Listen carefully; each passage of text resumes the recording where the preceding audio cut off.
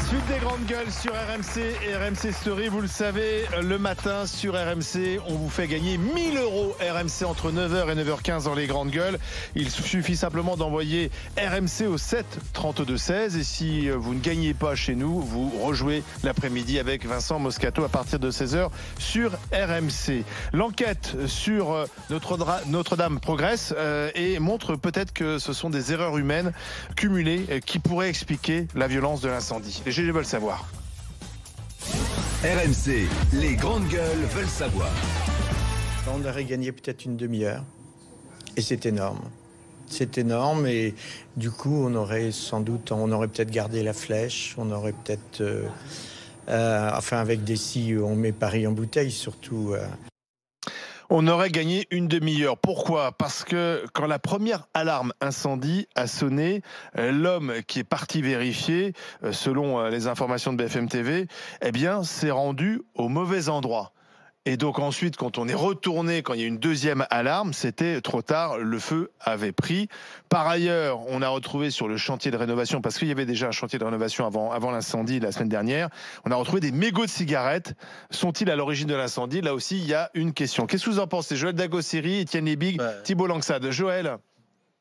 Écoute, c'est le problème d'un accident en fait, parce que comme l'a dit le monsieur, et si on n'avait pas fait ça, et si on n'avait pas fait ci, moi je suis plutôt contente que l'enquête avance, parce que on avait jusqu'ici certains hommes politiques qui recherchaient comme ça, qui avaient la truffe mouillée, et qui recherchaient la trace de l'attentat islamique. Ah bah oui, ça reniflait. Alors, la truffe mouillée, tu penses à qui ? À Nicolas Dupont-Aignan, Jordan Bardella ? Oui, exactement. Ça, c'est le roi de la truffe. Hein. Ah oui, non mais c'est vrai, ils reniflaient partout, ils essayaient de chercher les traces de l'attentat islamique, ils trouvaient pas, ça les énervait. Donc du coup, moi je suis plutôt contente que l'enquête avance et qu'on ait vraiment un début d'explication.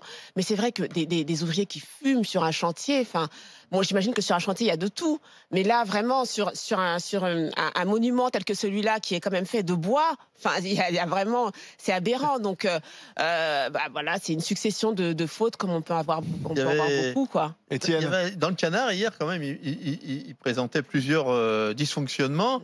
Alors tout le monde est d'accord pour dire qu'il y avait sur ces fameuses poutres de bois en chêne, parce que tout le monde me parle du chêne qui brûle pas. Alors les gens ils font des essais sur du chêne qui a été cueilli il y a 5 ans. Celui-là il avait quand même 900 ans, donc ça fait quand même une grosse différence. Pour le moins il est sec à 900 ans. Oui, tout le monde est d'accord pour dire qu'il était recouvert d'une couche de poussière de plusieurs centimètres.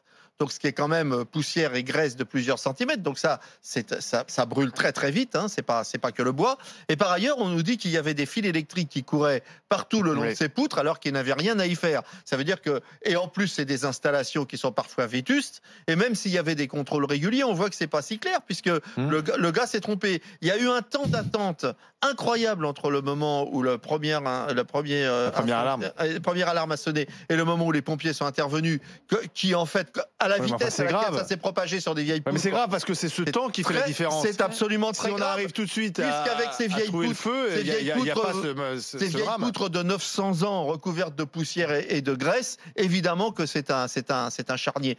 Donc voilà, on est dans un. Mais alors on nous avait vendu un chantier super sécurisé. On nous vend toujours des normes, des contrôles. Petite anecdote, l'entreprise sur laquelle il ne faut pas jeter l'anathème tant qu'on n'a pas les résultats des enquêtes, mais cette entreprise avait déjà été mêlée à une histoire d'incendie quelques mois avant dans un autre monument qui s'appelle aussi Notre-Dame, mais à Saint-Omer. Ah oui, donc c'est Notre-Dame en général, ils sont bons. À mon avis, l'ouvrier qui fume, il ferait bien faut acheter des patchs. Thibault. Justement, j'espère que les salariés qui ont fumé une cigarette... il faut les sanctionner ? Non, c'est pas eux. Non, et j'espère pas. Ce sont des compagnons du devoir pour la plupart d'entre eux. Ça n'empêche pas de respecter des règles. Je suis d'accord. S'ils ont fumé une cigarette sur le parvis de Notre-Dame, il ne faut pas qu'ils deviennent... Parce qu'en fait, c'était trop long de descendre, parce que le temps de descendre du chantier... Je ne voudrais pas qu'ils soient montrés du doigt et considérés comme des criminels ou des assassins et responsables. On n'en sait rien, ça fait partie de l'enquête. Il faut surtout être extrêmement prudent. Après, moi, j'ai entendu aussi que les phénomènes de combustion lente pouvaient être la cause de cet incendie. C'est-à-dire que là où on peut travailler, notamment en utilisant du chaud, ça peut se décaler de plusieurs mètres, compte tenu du fait que tout ceci était serti de plomb. voilà, il y a une enquête. Est-ce qu'on aurait pu réellement gagner une demi-heure si la personne s'était pas trompée, s'est-il trompé? Est-ce que l'alarme l'a indiqué le bon endroit? Voilà, il y a une enquête, c'est bien normal, c'est légitime. Il y a une pression. Joël a raison de rappeler. Il y a une pression politique puisque certains. Alors, il y a eu déjà des vidéos fake news, etc. On voyait un homme, en fait, c'était un type du chantier. Bon, mais on pensait que c'était un barbu. Et puis après, il y a les. Alors après, c'est une question légitime. On s'est tous posé la question le premier jour. Hein, quand on a vu les flammes, on s'est dit, ah là, c'est un attentat. C'est le jour de la semaine de Pâques.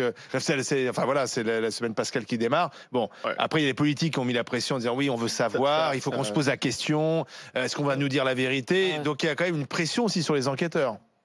Bah oui. Moi j'ai pas cru à l'attentat, hein, parce que pourquoi? Je me dis, dans ces cas-là, ils ont adouci le mode opératoire, puisqu'on les ont plutôt habitués à être plutôt plus expéditifs et violents dans le mode opératoire. Après, la cathédrale en feu, ça fait le tour du monde. Hein. Ce sont des images spectaculaires et qui ont ému la planète entière. Quand tu fais avec le Sri Lanka, où là, effectivement, ça ressemble quand même beaucoup plus à leur mode opératoire, c'est-à-dire de rentrer dans une église et d'aller tuer comparons ce qui est comparable quand même. Alors, il ne faut pas accabler l'entrepreneur. Malgré tout ça, mais je pense qu'il va y avoir un concours de circonstances, mais oui, il faut pas évidemment. Je dis juste que les salariés qui ont fumé des cigarettes et qui ont éteint probablement correctement leurs cigarettes, il faut pas non plus imaginer. Voilà, j'imagine la pression qu'ils doivent avoir, la responsabilité qu'ils pourraient avoir, ou en tout cas que pourrait avoir l'entrepreneur. Faisons attention individuellement à ne pas amplifier une tension. Mais les fils électriques sur la charpente en bois.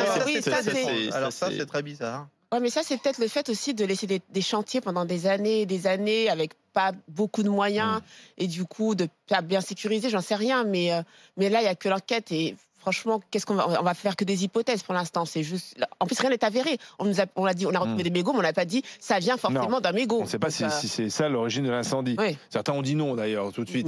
Mais on voit bien que à la fois il faut pas accabler cet entrepreneur, il faut pas accabler ses ouvriers et en même temps on a envie de savoir. Tu vois bien que encore une fois.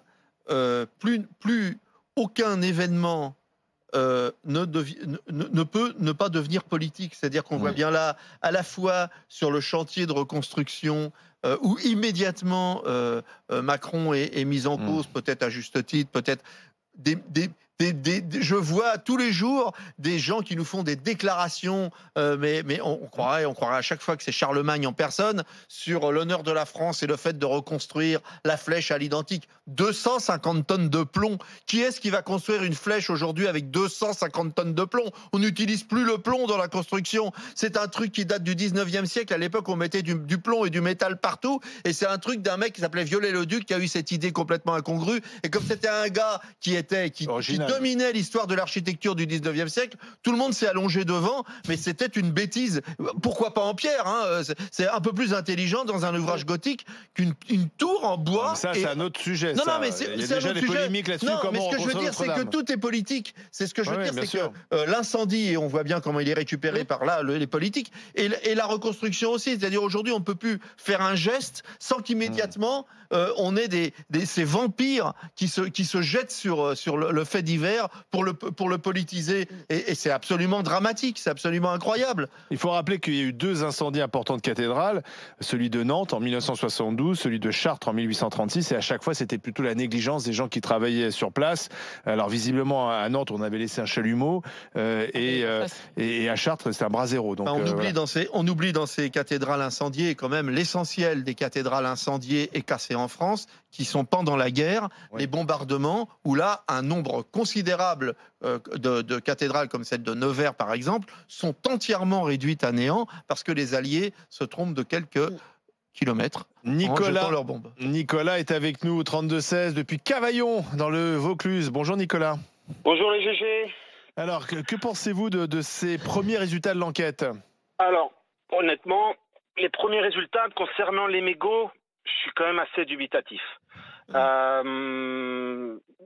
Si on fume une cigarette, on fait un barbecue, on fume une cigarette, on jette le mégot dans le barbecue, quand on vide les cendres, on retrouve pas le mégot. Avec le feu qu'il y a eu malheureusement à Notre-Dame, qu'on nous dise oui, c'est là où on a retrouvé des mégots. Non, attendez, là il faut être sérieux. Oui, parce que pour que la charpente prenne feu, il faut qu'il y ait un point de feu important quand même. Je pense qu'il faut avoir un départ de feu. Alors, c'était très poussiéreux. Je ne sais pas si des mégots, c'est possible. Les mégots, on voit ici dans le sud, c'est capable de brûler des hectares et des hectares de forêt. Il y a de la broussaille, c'est différent. Il y a de l'herbe sèche, c'est différent. Est-ce que par rapport aux poutres, c'est possible, les mégots sont possibles de démarrer un tel feu? Je sais pas. Je suis dubitatif. C'était poussiéreux. Est-ce que la poussière peut s'enflammer?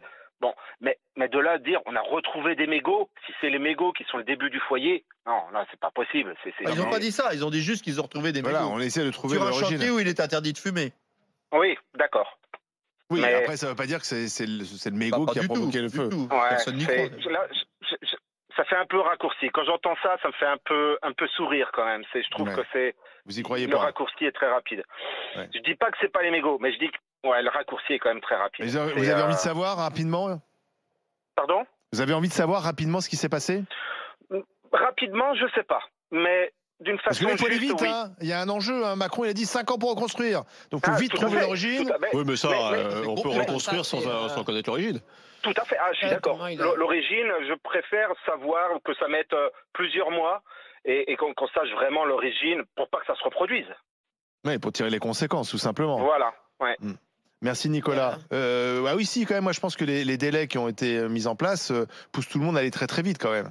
Oui, mais il va y avoir quelques semaines, une fois qu'ils ont payé les prélèvements, et on va pas bloquer la cathédrale pendant 1 an pour savoir. Enfin, c'est pas une enquête policière qui nécessite de fermer la cathédrale pendant plusieurs mois. Mais là encore, comment le président de la République du haut... Alors, je veux bien que c'est le type le plus génial qu'on ait jamais connu. Tu le reconnais. C'est un génie intégral qui sait tout faire. Et il sait construire des cathédrales, Emmanuel Macron. Le Il a mec, décidé le 5 ans. lendemain, il dit 5 ans. Ouais, ça, j'ai pas compris. 5 ans, peut-être ça, j'ai 5 pas ans et 2 compris. jours. Mais- Attends, Ce que je veux dire, c'est que. Non, attends. Ouais, mais.